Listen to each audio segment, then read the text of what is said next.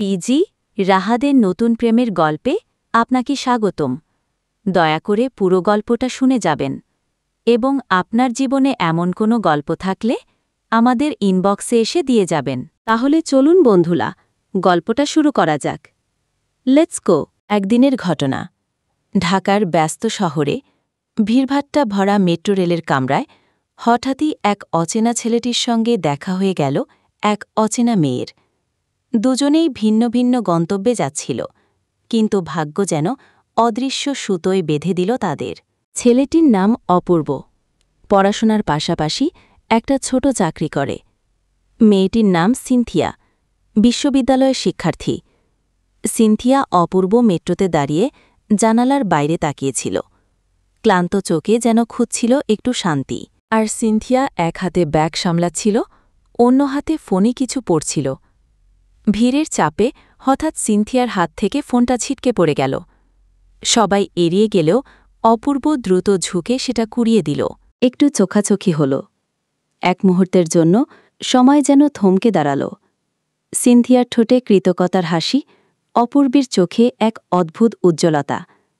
পরিচয় হল না, কথা তেমন হল না, শুধু চোখের ভাষায় একটা অচেনা অনুভূতি তৈরি হল তাদের।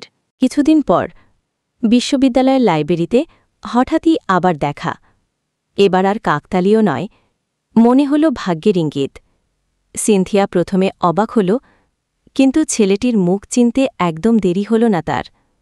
অপূর্ব মুচকি হেসে বলল, আমার মনে হচ্ছে আমরা একে অপরকে আগে কোথাও দেখেছি, তাই না?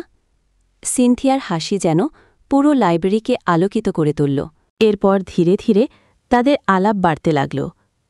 প্রথমে বই, পড়াশোনা আর শহরের গল্পে সীমাবদ্ধ থাকলেও ধীরে ধীরে তারা খুলে বলতে লাগল নিজেদের কথা। সিনথিয়া তার স্বপ্নের কথা বলত, একদিন একজন ভালো শিক্ষক হবে।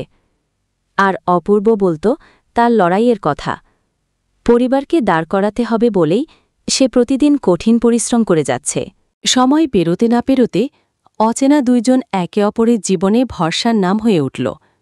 সন্ধ্যার আড্ডা, বৃষ্টি ভেজা বিটেলের কফি কিংবা পরীক্ষার আগে রাতভর পড়াশোনায় উৎসাহ, সবকিছুতেই তারা একে অপরের সঙ্গী হয়ে উঠল। কিন্তু সম্পর্ক মানেই শুধু সুখ নয়, পরীক্ষাও আসে।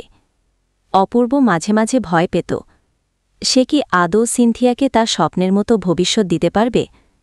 অন্যদিকে সিনথিয়া ভাবত, এত প্রতিযোগিতার জীবনে কি তারা একসাথে থাকতে পারবে? তবুও ভালোবাসা সব প্রশ্নের উত্তর দেয়।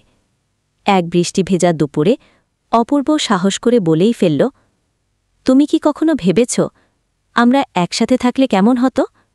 সিনথিয়া কিছুক্ষণ চুপ করে থেকে মৃদু হেসে উত্তর দিল, অচেনা মানুষ থেকে যখন এত আপন হয়ে গেছ, তখন ভবিষ্যৎ। সেই দিন থেকে তাদের সম্পর্ক নতুন মোড় নিল। স্বপ্নের পথ কঠিন হলেও তারা জানল, যতদিন একে অপরের হাত শক্ত করে ধরে থাকবে, ততদিন কোনো ঝড়েই তাদের আলাদা করতে পারবে না। অচেনা মানুষ থেকে শুরু হওয়া সেই যাত্রা ধীরে ধীরে পরিণত হল এক সুন্দর প্রেমের গল্পে।